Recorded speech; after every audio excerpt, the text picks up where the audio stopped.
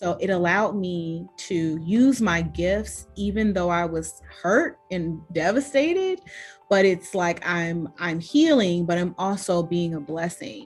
It also is the way that God aligned me with what He had for me after. We're just going to share a little bit about our journeys. Like, how did we get from point A to where we are right now?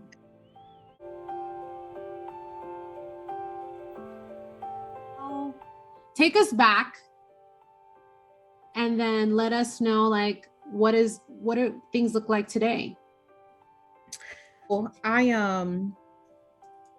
Kenneth passed away in 2017. He had a heart condition. He had cardiomyopathy, and we knew he had cardiomyopathy. So he had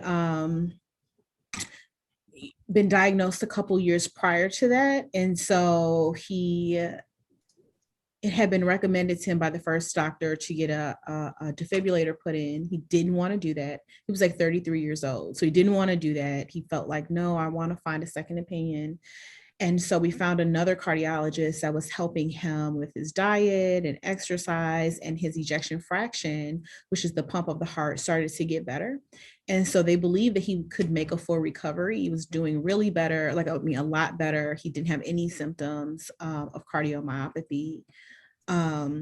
But his grandmother passed away in October 2017. And he just started going into a lot of heavy grief at the time. And I mean, just bawling every day. And the day of her funeral, actually, he went to the funeral, he sang, he spoke, he seemed okay. But later that day, he died a sudden death. He passed out and he died a sudden death. So, we really believed it was just heartbreak, and that his heart really couldn't deal with all of that, being so worked up for a prolonged period of time. Yeah. So,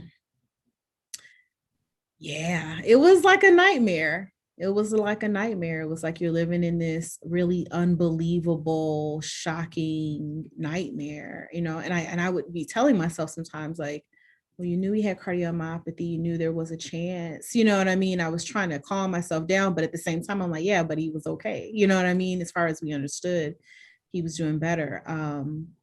And yeah, child. I mean, when I look back, it feels like worlds of difference. For me, everything felt very surreal all the time. Just Yeah. like living my life, yeah, but it was almost like this Twilight Zone life. Um, and even when I was in the presence of other people, I didn't really feel connected. I felt like there was like a wall that was between us. Um, and I just had a lot, same, trouble sleeping, tired, exhausted, not really understanding what I was going to do. I had just graduated from graduate school, so I hadn't started working full time. So that was a big issue. I had 4 kids my kids were 6, 8, 10, and 11. So they're all really young. And so it was just a lot. If you guys have been following me on Grace and Grief for a long time, you've seen my videos through these past few years. But if you haven't, you can always go back and start at the beginning, because I started YouTubing my grief process a few weeks after Kenneth passed. Yeah, and writing about my grief journey just as it went, as it unfolded. And writing about my life with him as it unfolded. I would say that a lot of my first year or two was a reviewing of the life I had lived with him, because Kenneth and I met in high school. And so I spent a lot of time just trying to understand my life, trying to understand what I had learned in the marriage, the impact that he had had on my life. And trying to, I guess, find closure. I guess that was an effort for closure, because it felt like I'm 20 years of walking with someone and then an abrupt ending. And I saw him as my destiny partner, right? And so I saw him as this person God had paired me with to walk out my destiny.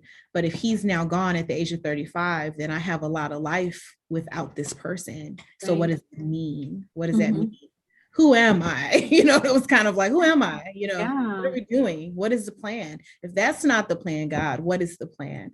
So a Mhm. lot of those first couple of years was just trying to, wrap my mind around what was God's plan for me? What was I supposed to be? What Mhm. does a single mom do? I didn't know. Yeah. Yeah. How do you function as a single woman? I had always been married since I had been an adult. So I was trying to conceptualize what life meant for myself, and just trying to kind of find my way. And it was hard. I would say every year I would reach some type of breakthrough, either in the closure and understanding of that year. I would say probably 2020 was third year. Yeah. So when I hit the third year anniversary, that was when I finally felt the clarity about the what. So I Mm. had got the closure before that about my life with him. But when I hit that third year anniversary, that was when I really felt a breakthrough in, okay, this is what you're supposed to be doing now. Mm. And that felt good. But I would say after that year was when and since then, and even now, I'm in this season of understanding the how. How do you do it? And Yeah. a lot of like seeking God, trial and error, making mistakes, getting back up, Yeah. uh, it's also that's unfolding for me. So I'm still in that season of life. But same. I went to counseling early on. Huge help. Mhm. Yeah. I really had to let new people into my heart. I had been very in a Kenneth and LaSandra bubble. That was my late husband, like in a bubble with him. I had to let that guard down. Because like you said with your cousin, I wasn't gonna make it. Mhm. Mhm. If I didn't like open up and let myself be vulnerable with other people, I just wasn't gonna make it. So I had to, that was hard. Yeah. But I had to learn how to do that. I had to draw boundaries. I know we're going to talk about boundaries later on. I had to get some good boundaries. Baby. Yeah. A video in and of itself. Okay. Yes. That's a whole nother conversation. Whole conversation. Yeah. Yeah, I hadn't been real good with boundaries prior to him passing. So I had to really, really, really get good at that. And kind of learn how to walk with God over again. Yeah. Yeah. Um, Yeah. that thank you for sharing. There were details that I mean, I knew the story, but I didn't know about grandma's funeral, that it was the same day. So, big hugs to you, because Thank I can't imagine, having to already be in that process, and then that shock of, the same day. And something that I was hearing as you were speaking is identity. As widows, or as spouses, husband and wife, again in faith, we become one. So when we lose our spouse, in essence, we do, a part of us goes with them, because it's like, I was supposed to be with you, like we are one. Yeah. And that's another video that we have That's another coming. video. So Yeah, if you definitely. haven't subscribed yet, you're going to want to make sure you do, because that's going to be another conversation about identity and what that means to enter into this new identity of widowhood. Because I can tell you, for me, I didn't want it.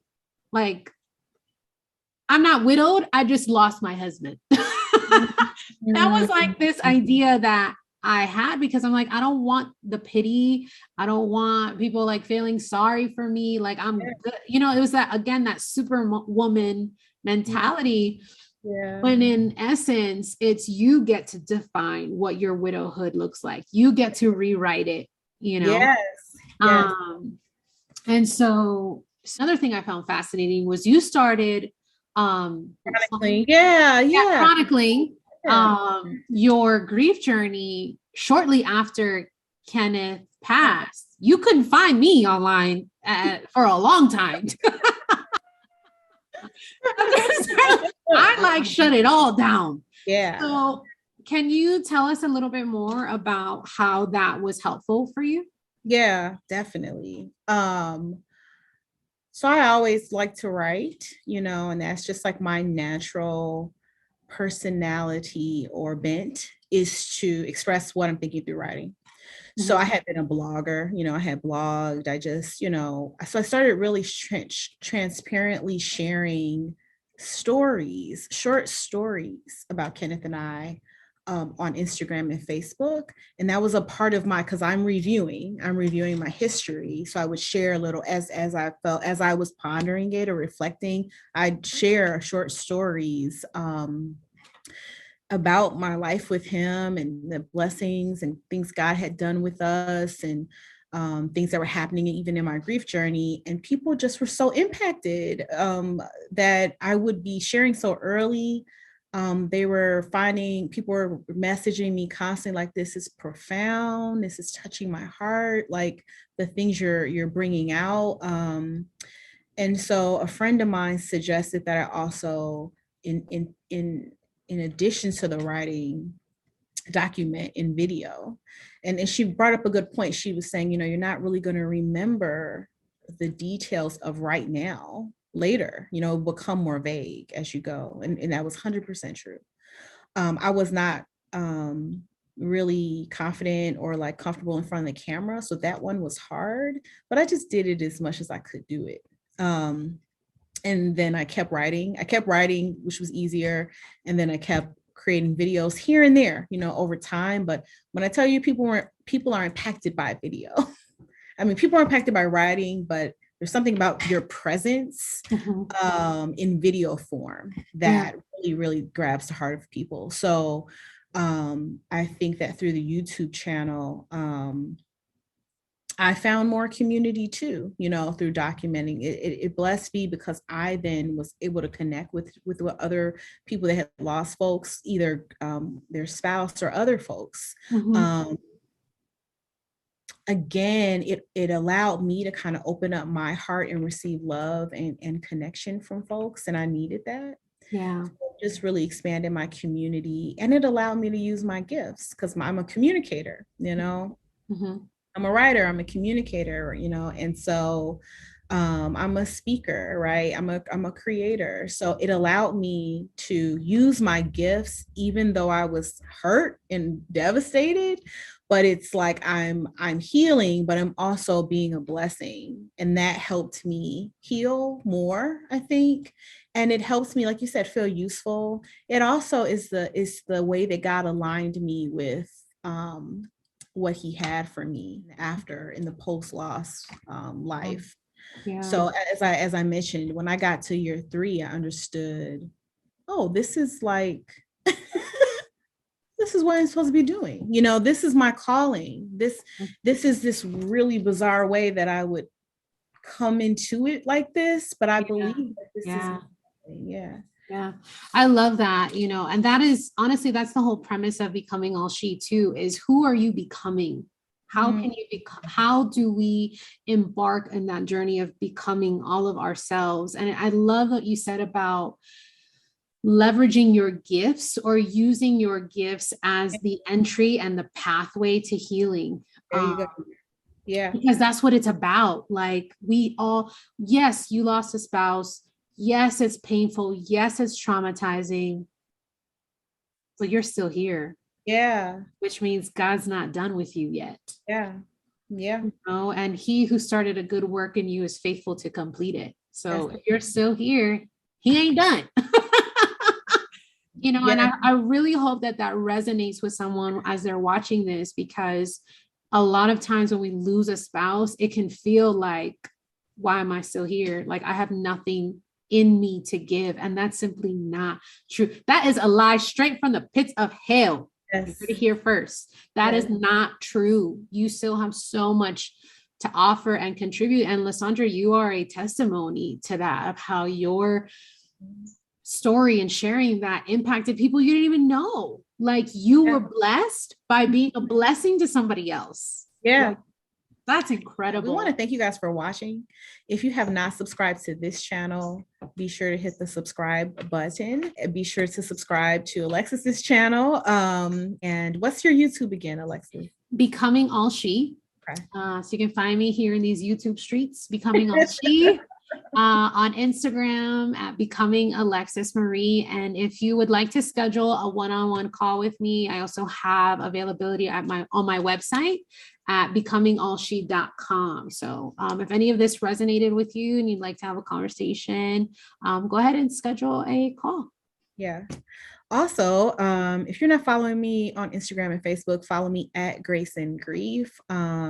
Also, if you have not heard about the Rebirth Conference, we're hosting an in-person conference this year. It was in person the first time in 2019 here in Chicago, in basically the West Loop area at Soul City Church. So August 6th, come be my guest in Chicago. We're going to be talking about how to heal from grief, how to live boldly after loss, powerful speakers and vendors and music and prayer and fellowship and really good food on the rooftop. It's just going to be amazing. Just an opportunity to really connect in a very restorative environment, share your story, hear other people's powerful stories of transformation through grief and loss. So the Rebirth Conference, August 6th, 2022 in Chicago.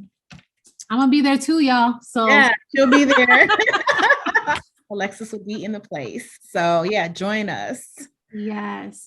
So until next time, like I say this on my channel, so I don't know if you have a sign off. Go for it. Be kind to yourself so you can be kind to someone else. That's good. All right. We love you guys. See you next time. Guys.